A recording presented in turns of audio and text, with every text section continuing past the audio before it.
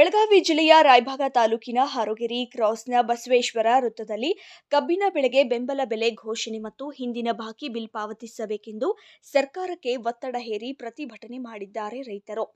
ದೇಶಕ್ಕೆ ಅನ್ನ ನೀಡುವ ರೈತರು ಹಲವಾರು ವರ್ಷಗಳಿಂದ ಕಬ್ಬಿನ ಬೆಳೆಗೆ ಬೆಂಬಲ ಬೆಲೆ ಘೋಷಣೆ ಮಾಡಬೇಕು ಎಂದು ಪ್ರತಿಭಟನೆ ಮಾಡುತ್ತಿದ್ದರೂ ಸರ್ಕಾರ ಮಾತ್ರ ಕ್ಯಾರೆ ಎನ್ನುತ್ತಿಲ್ಲ. ರೈತರೇ ದೇಶದ ಬೆನ್ನೆಲುಬು ಎನ್ನುವ ಲಜ್ಜೆಗೆಟ್ಟ ಸರ್ಕಾರಕ್ಕೆ ಎಷ್ಟೇ ಪ್ರತಿಭಟನೆ ಮತ್ತು ಮನವಿ ಮಾಡಿದರೂ ರೈತರ ಗೋಳು ಕೇಳದೆ ಇರುವುದು ವಿಪರ್ಯಾಸದ ಸಂಗತಿಯಾಗಿದೆ. ಬೇಕೇ ಬೇಕು, ನ್ಯಾಯ ಬೇಕು. ರಾಜ್ಯ ರೈತ ಸಂಘಕ್ಕೆ ಜೈ. ಮುಖ್ಯಮಂತ್ರಿ ಸಿದ್ದರಾಮಯ್ಯನವರಿಗೆ ಧಿಕ್ಕಾರ ಎಂದು ಸರ್ಕಾರದ ವಿರುದ್ಧ ಘೋಷಣೆ ಕೂಗುತ್ತಾ ರೈತರು ತಮ್ಮ ಆಕ್ರೋಶವನ್ನು ವ್ಯಕ್ತಪಡಿಸಿದ್ದಾರೆ. ನಾವು ಚರ್ಚೆ ಮಾಡುವಂತ ಕಾರ್ಯಕ್ರಮ ಇದೆ. ಹೆಂಗ್ ಮಾಡೋಣಪ್ಪ ನಮ್ಮ ರೈತರ ಹೇಳಿ ಮುಂದಿನ ದಿನಮಾನದೊಳಗೆ ನಾವು ಹೆಂಗ್ ಮಾಡೋಣ, ಏನ ನಾವು ಬೆಳೆದಂತ ಬೆಳೆಗೆ ವೈಜ್ಞಾನಿಕ ರೇಟ್ ಆಯ್ತು ಅಂತ ಹೇಳಿ ಅದನ್ನ ಚರ್ಚೆ ಮಾಡುವಂತ ಕಾರ್ಯಕ್ರಮ. ಮತ್ತೆ ನೀವು ದಿನ ಏನಾಗ್ತಿದ್ದೀರಿ, ರೈತರ ಚರ್ಚೆ ಮಾಡೋರು ಅದಕ್ಕೆ ಟೈಮ್ ಆಗ್ತಾವ. ಇರ್ಬೋದು, ಕೋಳಿಗುಡ್ ಇರ್ಬೋದು, ಹಾರೋಗಿರಿ ಇರ್ಬೋದು, ಈ ಕಡೆ ಕುರ್ಚಿ. ರಾಜ್ಯದ ರೈತರು ಸಾಲ ಸೋಲ ಮಾಡಿಕೊಂಡು ವಿಷ ಹಾಗೂ ನೇಣಿಗೆ ಶರಣಾಗಿ ಸಾಯುತ್ತಿದ್ದಾರೆ. ಕಬ್ಬಿನ ಬೆಳೆಗೆ ಬೆಂಬಲ ಬೆಲೆ ಘೋಷಣೆ ಮಾಡದೆ ರೈತರ ಶವಗಳ ರಾಜ್ಯಭಾರ ಮಾಡುತ್ತಿರುವ ಸರ್ಕಾರಕ್ಕೆ ರೈತರ ಶಾಪ ತಟ್ಟುತ್ತದೆ ಎಂದು ತಮ್ಮ ಅಳಲನ್ನ ತೋಡಿಕೊಂಡಿದ್ದಾರೆ. ಇನ್ನು ಪ್ರತಿಭಟನೆಯಲ್ಲಿ ಸಾವಿರಾರು ಸಂಖ್ಯೆಯಲ್ಲಿ ಸೇರಿದ ರೈತರು ಜತ್ತ ಜಾಂಬೋಟಿ ರಾಜ್ಯ ಹೆದ್ದಾರಿ ಹಾಗೂ ಜಮಖಂಡಿ ಮೀರಜ ಸಂಪರ್ಕಿಸುವ ರಸ್ತೆಯಲ್ಲಿ ಮಾನವ ಸರಪಳಿ ನಿರ್ಮಿಸಿ ರಸ್ತೆ ತಡೆದು ಪ್ರತಿಭಟನೆ ಮಾಡಿದ್ದಾರೆ. ರೈತರು ರಸ್ತೆ ತಡೆದ ಪರಿಣಾಮ ಬೇರೆ ಬೇರೆ ಸ್ಥಳಗಳಿಗೆ ಪ್ರಯಾಣಿಸುವ ಪ್ರಯಾಣಿಕರಿಗೆ ತೊಂದರೆ ಅನುಭವಿಸುವಂತಾಗಿದೆ. ರಾಜ್ಯಾದ್ಯಂತ ನಾಯಿ ಕೊಡೆಗಳಂತೆ ರಾಜಕಾರಣಿಗಳ ಹಾಗೂ ಪ್ರಭಾವಿ ವ್ಯಕ್ತಿಗಳ ಫ್ಯಾಕ್ಟರಿಗಳು ಬೆಳೆದಿರುವಾಗ ರೈತರ ತೊಂದರೆ ಕೇಳುವವರ್ಯಾರು ಎನ್ನುವುದು ಇಲ್ಲಿ ಪ್ರಶ್ನೆಯಾಗಿದೆ. ರಾಜ್ಯ ರೈತ ಸಂಘದ ಅಧ್ಯಕ್ಷ ಚುನ್ನಪ್ಪ ಪೂಜಾರಿ ಅವರು ನಮ್ಮ ಪ್ರತಿನಿಧಿ ವಿಠಲ್ ಬಡಿಗೇರ್ ಜೊತೆ ಮಾತನಾಡಿದ್ದಾರೆ. ನೋಡಿ. ಬೆಳೆಗೆ ಬೆಂಬಲ ಬೆಲೆ ಘೋಷಣೆ ಮಾಡಬೇಕಂತೇಳಿ ಸರ್ಕಾರಕ್ಕೆ ಹಕ್ಕೊತ್ತಾಯ ಮಾಡಿ ಇಲ್ಲಿ ಪ್ರತಿಭಟನೆ ಮಾಡಕತ್ತಾರು. ಈ ಪ್ರತಿಭಟನೆಯಲ್ಲಿ ರಾಜ್ಯ ರೈತ ಸಂಘದ ಅಧ್ಯಕ್ಷರಾದ ಚುನ್ನಪ್ಪ ಪೂಜಾರಿ ಅವರಿದ್ದಾರೆ. ಅವ್ರನ್ನ ಮಾತಾಡಿಸುವಂತ ಪ್ರಯತ್ನ ಮಾಡೋಣ. ಪ್ರತಿಭಟನೆ ಮಾಡುವ ಉದ್ದೇಶ ಏನಿಲ್ಲ, ರಾಜ್ಯಾಧ್ಯಕ್ಷರು ಜಡ್ಪಿ ಅವ್ರು ಬಿಟ್ಟು ಕೂಡ್ರಿ ಮೈಕರ್ ಬರೀ ಅಧ್ಯಕ್ಷರ ಜಡ್ಪಿ ಅವ್ರು ನೀವು ನಿಂದ್ರಿ, ಮಾಧ್ಯಮದವ್ರು ಬಿಡ್ರಿ, ನೀವೆಲ್ಲ ರೈತರ ಮುಖಾಂತರ ಕೂಡ್ಲ ಹಾಕ್ಬೇಡ್ರಿ, ಕೂಡ್ರಿ.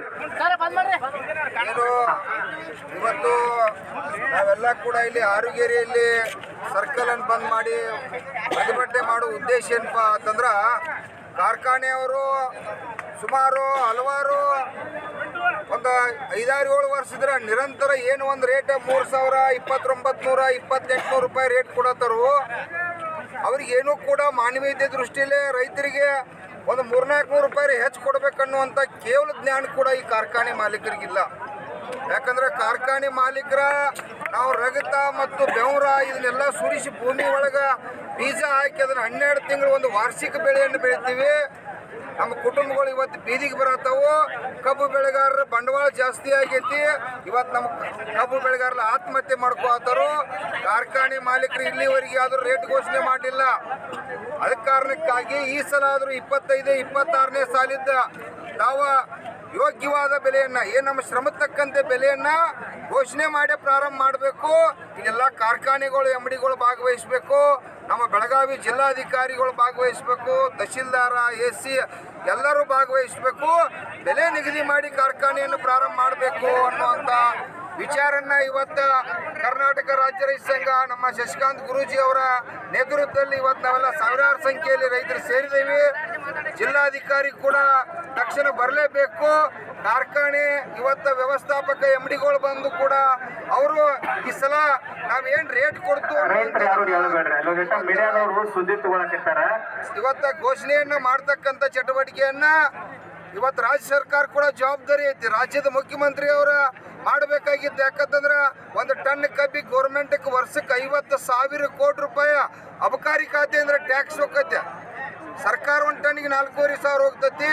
ಕಾರ್ಖಾನೆಯವರು ಒಂದು ಟನ್ನಿಗೆ 1,000 ರೂಪಾಯಿ ಪ್ರಾಪರ್ಟಿ ಮಾಡ್ಕೊಂಡು ಮತ್ತು 40 ಕಾರ್ಖಾನೆಗಳನ್ನ ಎಕ್ಸ್ಟ್ರಾ ಸ್ಯಾಂಕ್ಷನ್ ಮಾಡ್ತಕ್ಕಂಥ ಚಟುವಟಿಕೆ ಮಾಡತ್ತಾರು. ತಾವು ಕಾರ್ಖಾನೆ ಮಾಲೀಕರಲ್ಲಿ ವಿನಂತಿ ಮಾಡ್ತಾ ಇದ್ದೀವಿ. ನಮ್ಮ ಜಿಲ್ಲೆ ಒಳಗ ಸತೀಶ್ ಜಾರಕಿಹೊಳಿ ಸಾಹೇಬ್ರು ಕೂಡ ಕಾರ್ಖಾನೆ 2 ಅದಾವು. ಉಮೇಶ್ ಕತ್ತಿ ಅವ್ರದಾರು, ಪ್ರಭಾಕರ್ ಕೋರೆ ಅದಾರು. ಬಹಳಷ್ಟು ಉದ್ಯಮಗಳದ ಕಾರ್ಖಾನೆಗಳದಾವು.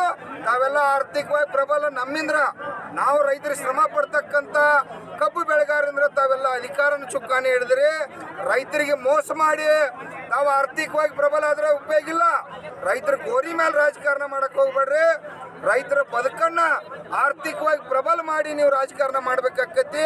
ಯೋಗ್ಯವಾದ ಕಬ್ಬಿನ ಬಿಲ್ಲನ್ನ ಈ ಸಲ ನಾವು ಕಾರ್ಖಾನೆಯವರು 4,000 ರೂಪಾಯಿ ಒಂದು ಟನ್ನಿಗೆ ಕೊಟ್ಟು ಘೋಷಣೆ ಮಾಡ್ಬೇಕಂತೇಳಿ ಕರ್ನಾಟಕ ರಾಜ್ಯ ರೈತ ಸಂಘ ಈಗಾಗಲೇ ಸರ್ಕಾರಕ್ಕೂ ಎಚ್ಚರಿಕೆ ಕೊಟ್ಟತಿ, ಕಾರ್ಖಾನೆಯವ್ರಿಗೂ ಕೂಡ ಕೊಟ್ಟತಿ. ಅವರ ಅಭಿಪ್ರಾಯಗಳನ್ನ ಇವತ್ತು ಇಲ್ಲಿ ಬಂದು ಹೇಳಬೇಕು. ಇದು ಚಳವಳಿ ಇವತ್ತು ಪ್ರಾರಂಭ ಆಗೈತೆ. ಇದು ಇಲ್ಲಿಂದ ಎಲ್ಲೆಲ್ಲಿ ಚಳವಳಿ ಪ್ರಾರಂಭ ಆಕೈತಿ ಗೊತ್ತಿಲ್ಲ. ಅದಕ್ಕಾಗಿ ಎಚ್ಚೆತ್ತು ಕಾರ್ಖಾನೆಗಳ ಒಂದು ಒಳ್ಳೆ ನಿರ್ಣಯನ್ನ ಕಬ್ಬು ಬೆಳೆಗಾರನ ಕಾಪಾಡ್ತಕ್ಕಂಥ ಕೆಲಸ ಮಾಡ್ಬೇಕಂತೇಳಿ ಎಚ್ಚರಿಕೆ ಕೊಡ್ತಾ ಇದ್ವಿ. ಈ ಸಾರಿ ಅದನ್ನ ಬೆಂಬಲ ಬೆಲೆಯನ್ನ ಘೋಷಣೆ ಮಾಡಬಹುದು ಅಂತೇಳಿ ನೀವು ಅನಿಸುತ್ತೆ? ಅವರ ಬೆಂಬಲ ಘೋಷಣೆಯನ್ನ ಅವ್ರು ಯಾರು ಕೂಡ ಮಾಡೋದಿಲ್ಲ. ಅದನ್ನು ನಾವು ಕಬ್ಬು ಬೆಳೆಗಾರರೆಲ್ಲರೂ ಕೂಡ ಒಕ್ಕಟ್ಟಾಗಿ ಪಡ್ಕೋತಕ್ಕಂಥ ಸಂದರ್ಭ. ಯಾಕಪ್ಪ ಅಂತಂದ್ರೆ 79 ವರ್ಷದಿಂದ ಬೆಳೆದಂಥ ಬೆಳೆಗೆ ಬೆಲೆ ಕೊಟ್ಟೇ ಇಲ್ಲ. ಯಾವುದು ಕಾರ್ಯಾಂಗ ಕೊಟ್ಟಿಲ್ಲ, ನ್ಯಾಯಾಂಗ ಕೊಟ್ಟಿಲ್ಲ, ಶಾಸಕಾಂಗ ಕೊಟ್ಟಿಲ್ಲ. ನಮ್ಮ ಪಾಲಿಗೆ ಇವತ್ತಿನವರೆಗೂ ಸ್ವತಂತ್ರ ಸಿಕ್ಕಿಲ್ಲ. ಆದರೂ ಇನ್ನು ಮುಂದಿನ ದಿನಮಾನದಾಗ ನಾವು ರೈತರೆಲ್ಲ ಒಕ್ಕಟ್ಟಾಗಿ ಈ ಸಲ ಕಬ್ಬಿಗೆ ಯೋಗ್ಯವಾದ ಬೆಲೆ ತಗೊಂಡನ ಕಾರ್ಖಾನೆ ಚಾಲೂ ಮಾಡ್ತಕ್ಕಂಥ ಕೆಲಸ ಮಾಡ್ತೀವಿ. ನವೋದ್ಯೋಗಿಗಳು ನಮ್ಮ ಅಡಿಷನಲ್ SP ರವರಿಗೂ AC ಸಂಪಗಾವಿರವರಿಗೂ ಇಲ್ಲಿ ಉಪಸ್ಥಿತಿರುವಂಥ ಎಲ್ಲ ಮಾಧ್ಯಮದ ಸಂಮಿತ್ರರಿಗೂ ನಾನು ನಮಸ್ಕಾರಗಳು ಹೇಳುತ್ತಾ, ಮೊಟ್ಟ ಮೊದಲನೇದಾಗಿ ಇಷ್ಟು ಬಿಸಿಲಲ್ಲಿ ತಾವೆಲ್ಲರೂ ಸರಿಸುಮಾರು 5 ತಾಸಿಂದ ಕೂತ್ಕೊಂಡಿದ್ದೀರಿ. ಈ ತರ ಕಷ್ಟಗಳು ತಮಗೆ ಎದುರಾಗಬಾರ್ದಂತ ಹೇಳಿ ನಾನು ದೇವರಿಗೆ ಕೋರ್ಕೊಳ್ತೇನೆ. ನನಗೀಗ ಆಫೀಸಲ್ಲಿ ಕೂತ್ಕೊಂಡು ಈಗ ಬಿಸಿಲು ಅಭ್ಯಾಸ ಹೋಯ್ತು. ಅವರಿಂದ ಮತ್ತೆ ಹಿಂಗ ನನಗೆ ಬಿಸಿಲಲ್ಲಿ ಬಿಟ್ಟು ಗೊತ್ತಾಗೋ ಅಂತ ಅವರದ್ದು ಪ್ರಯತ್ನ ಏನಿದೆ ಅದಕ್ಕೆ ಸಾರ್ಥಕತೆ ಸಿಕ್ಕಿದೆ ಅಂತ ನಾನು ಎಲ್ಲಾ ಬೇಡಿಕೆಗಳನ್ನು ಕೇಳ್ತೀನಿ. ಮೊಟ್ಟ ಮೊದಲನೇ ಬೇಡಿಕೆಗಳನ್ನು ನಾನು ಒಪ್ಕೊಳ್ತೇನೆ. ಈಗ ಎಲ್ಲ ಕಾರ್ಖಾನಾ MDಗಳಿಗೆ ಸಭೆ ಬೇಕಾ ದಿವಸದೊಳಗಡೆ ಮಾಡಿ ಅಂದ್ರೆ ಬರೋ ದಿವಸ ಒಳಗಡೆ ದೇವರು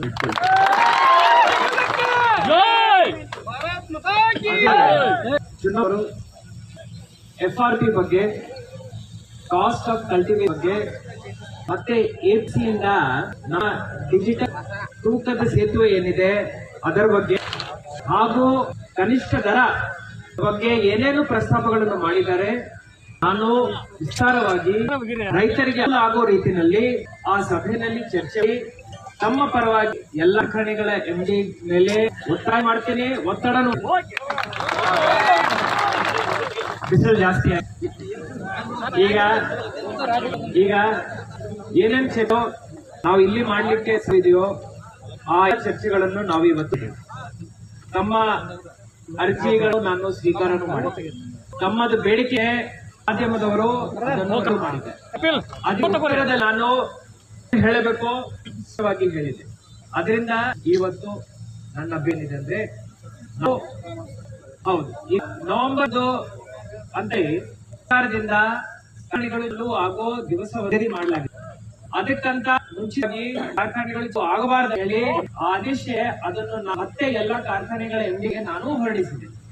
ಈ ನಿಟ್ಟಿನಲ್ಲಿ ಒಳಗಡೆ ಕೃಷಿ ಮಾಡಬಾರದು.